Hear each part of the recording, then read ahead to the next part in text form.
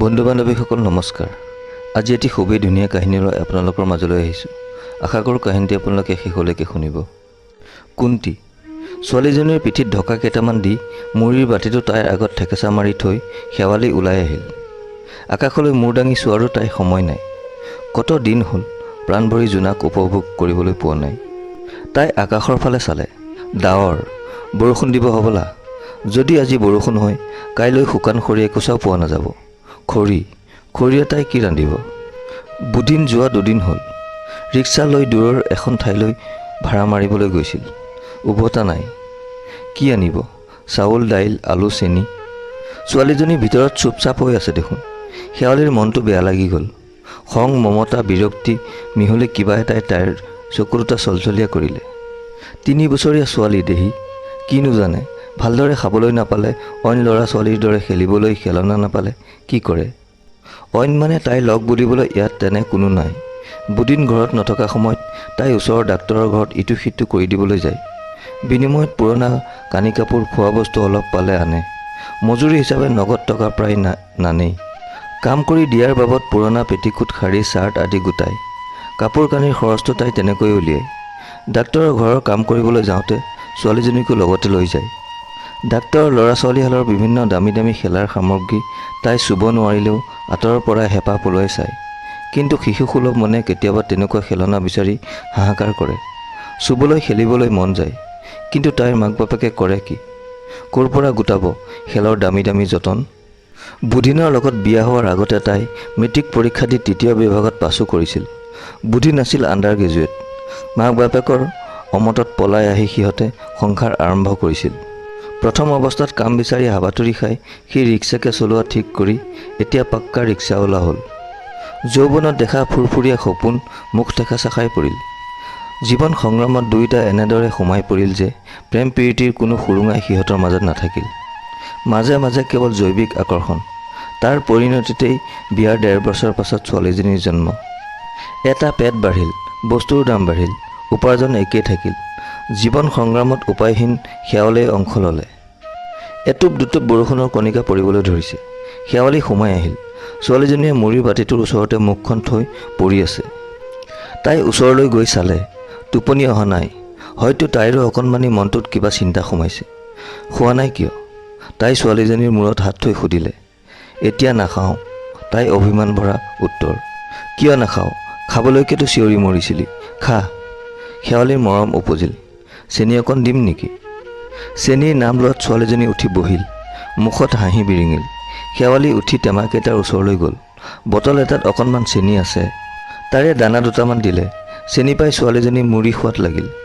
এই সৰু সৰু ল'ৰা ছোৱালীবোৰে চেনি যে ইমান বিচাৰে, নিমখ নিবিচাৰে কিয়? শেৱালিয়ে মনে মনে ভাবিবলৈ ধৰিল। ছোৱালীজনীয়ে মুড়িকেইটা খাবলৈ ধৰা দেখি শেৱালিৰ মনটো অলপ ফৰকাল হ'ল। তাই চৌকাটোৰ ওচৰত পীৰা এখন টানি বহিল। পেটটোত খোঁচা মাৰি ধৰিছে। বোধহয় ভিতৰটোৱে হাত ভৰি নোচোৱাইছে। কি বা হয়? ল'ৰা হ'লেই হয়। বুধিনেও মনে প্ৰাণে ল'ৰাকেই বিচাৰে।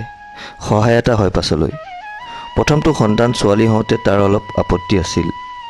স্কুলীয়া শিক্ষা পোৱা শেৱালিয়ে ল'ৰা ছোৱালীৰ মাজত ভেদাভেদ নাৰাখিবলৈ কৈছিল। আজিৰ যুগত ল'ৰা ছোৱালীৰ মাজত একো প্ৰভেদ নাই। চব সমান। চব সমান, মুখ বেঙুচাই বুধিনে কৈছিল। কিহৰ সমান দেখিছ? কোনখিনিত সমান দেখিছ? বুজিছ, পৃথিৱীখন আমাৰ কাৰণে আগতে য'তে আছিল ত'তে আছে। অকণো পৰিৱৰ্তন হোৱা নাই। ল'ৰা ছোৱালী সমান যদি ক'ৰবাত হোৱা দেখিছ, তেন্তে সেয়া ধনী মানুহৰ ঘৰত। তোৰ মোৰ দৰে দুখীয়া ঘৰত ল'ৰা ছোৱালী সমান বুলি উফুন্দালে নোখোৱাই। অৱশ্যে হয়, মনে মনে শলাগিলে শেৱালি। শিক্ষা দীক্ষা দিয়াটো এটা সমস্যা। আজিৰ দিনত চৰকাৰে যিমান ঢাক ঢোল নবজাওক কিয়, দুখীয়াৰ দুখ মোচন কৰিবলৈ কোনো আইন নাই। স্কুলত পঢ়াবলৈ যিহে খৰচ, চৰকাৰীয়ে হওক বা বেচৰকাৰীয়ে হওক, সকলোতে একেই। তাৰ পাছত ছোৱালী ডাঙৰ হৈ অহাৰ লগে লগে লাগিল আবুৰ। ক'ৰ পৰা গোটাব ইমান খৰচ? যদি এইবাৰো ছোৱালীয়ে হয়, বিয়া দিব পাৰিব। মাক বাপেকৰ অমতত পলাই আহি বুধিনৰ লগত থকাৰ পাছত বুধিনৰ মাক বাপেক আহিছিল ছোৱালী চাবলৈ। 2 দিনমান থাকি শহুৰেকে কৈছিল, আহিলি ভালেই কৰিলি। বিনা খৰচে সংসাৰ আৰম্ভ হ'ল। এতিয়া মাৰৰ ঘৰলৈ গৈ কিবা যা যোগাৰ লৈ আহগৈ। বোৱাৰী হ'লেই নহ'ব নহয়, ঘৰখন পাতি চলাই নিবলৈতো যা যোগাৰ কিছু লাগে। লগে লগে বুধিনে প্ৰতিবাদ কৰি উঠিল। হয়তো দৰিদ্ৰতাৰ পীড়ন কৰি কঠোৱা কৰা বুধিনৰ মনৰ ক'ৰবাত আদৰ্শবাদী শিক্ষিত ডেকাটো লুকাই আছে। সি মাক বাপেকৰ আগত হাতযোৰ কৰি সননয়ে তেওঁলোকক ঘৰলৈ ঘূৰি যাবলৈ কৈছিল। ধনৰ লালসাৰ খনিটো অন্তত তাৰ মনত সোমাই তাৰ বৈবাহিক জীৱনটো যেন নৰক নকৰে। শ্ৰদ্ধা সহকাৰে শেৱালিয়ে বুধিনক মনত ৰাখিছে। ক'ত ওলাব বুধিনৰ দৰে সাগৰ সদৃশ মনৰ অধিকাৰী মানুহ? কিন্তু বুধিনে ছোৱালীজনীৰ জন্মৰ পাছত কোৱা কথাটো তাই পাহৰা নাই। নহয়, আজিৰ যুগত ল'ৰা পালিবলৈ বৰ ভাল।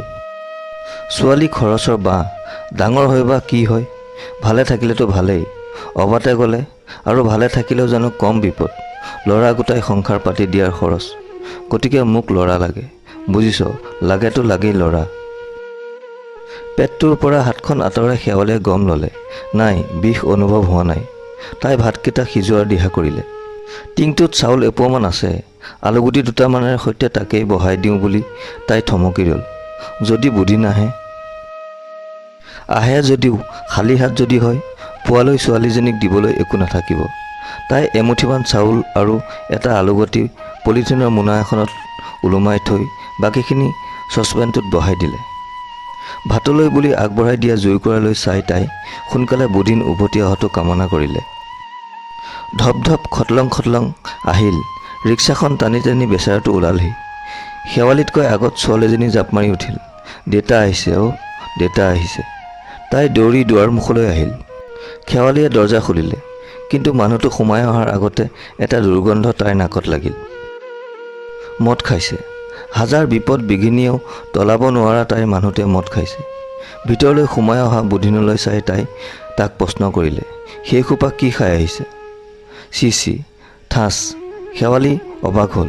কোনোদিনে গাত হাত নোতোলা বুধিনে তাইক চৰ মাৰিছে। মানুহটোৰ কি হ'ল? গৰজি উঠিল বুধিন। চুপ থাক, চি চেলাবলৈ আহিছ? হাড় ভগা কষ্ট কৰিছোঁ, পৰিহতা টকা নিদিব। কাৰ মূৰটোৰে এই শনিটোৰ ছোৱালীজনীলৈ তোঁৱাই পেট পুহিম। এই বুজিছ, এইবাৰ ল'ৰা আনিবি, ল'ৰা। ছোৱালীবোৰ কলগ্ৰহ। দুৰুল খোৱা জিভাৰে কিবা কিবি বলকি বুধিন পাছফাললৈ গ'ল হাত মুখ ধুবলৈ। টকা থকা মানুহবোৰে কিয় বাৰু বুজি নাপায়? দেহৰ তেজ পানী কৰি ৰিক্সা টানি তেওঁলোকক অনা নিয়াৰ পৰিৱৰ্তে উচিত পৰিমাণৰ টকা দিয়াটো তেওঁলোকৰ কৰ্তব্য। তাকে কৰিবলৈ সদায় ধনী মানুহবোৰে টান পায়। এই ৰিক্সা, ব'ল অমুকলৈ। নাযাওঁ নথওঁ কৰিলেই বিপদ। ডেকা ল'ৰা হ'লেতো কথাই নাই, দাবী ধমকি আনকি ধকা পৰ্যন্ত দিবলৈ কুণ্ঠিত নহয়। কিন্তু ভাড়া দিয়াৰ সময়ত সদায় কেৰজেৰ। প্ৰায়বোৰ ভদ্ৰ মানুহেই ঘৰৰ সন্মুখৰ ৰিক্সাৰ পৰা নামি ৰিক্সাৱালাৰ লগত 8 অনা এটকাৰ বাবে চিঞৰ বাখৰ কৰিব। কিনো যায় তাহাঁতৰ 8 অনা এটকাৰ বাবে? বেছিকৈয়ে বাৰু দিলে সাগৰতলি শুকাই যাব নেকি? শেৱালিৰ ভাৱত জতি পৰিল। বুধিন সোমাই আহিছে। ঐ, ঠৰঙা লাগি কোন পৈৰৰ কথা ভাবিছ? চাহ দে।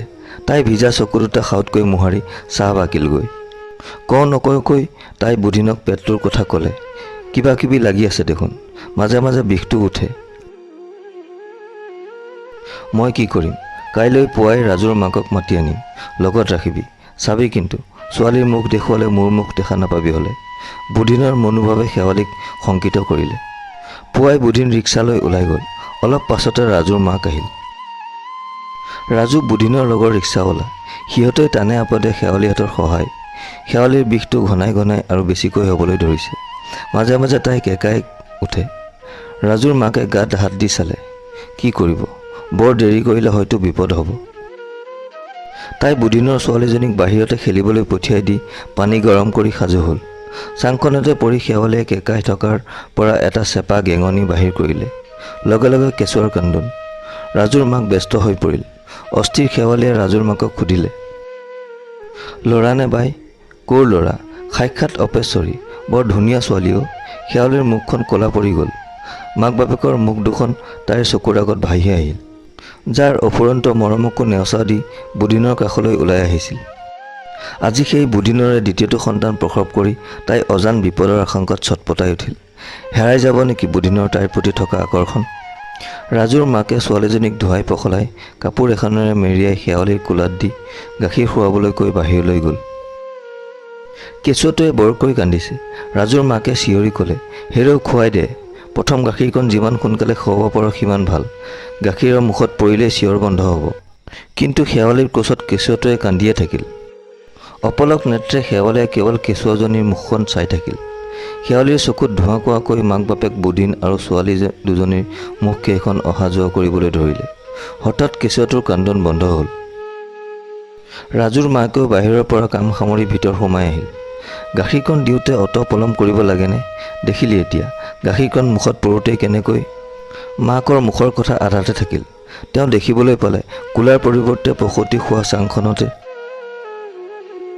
কেঁচুৱাটো পেলাই লৈ গাৰু এটাৰে কেঁচুৱাটোৰ মুখখন হেঁচি ধৰি খং, দুখ, মমতা, বিৰক্তিৰে শেৱালিয়ে ওপৰলৈ মুখ কৰি ৰৈ আছে। ৰাজুৰ মাকৰ এনে লাগিল যেন কেঁচুৱাটোৰ আত্মাটোৰ পথ বিচাৰি শেৱালিয়ে শূন্যত মিলি গৈছে। বন্ধু বান্ধৱীসকল, আজিৰ কাহিনীটো ইমানেই। বন্ধু বান্ধৱীসকল, আজিৰ কাহিনীটো শুনি কেনে পালে কমেণ্ট কৰি নিশ্চয় জনাব।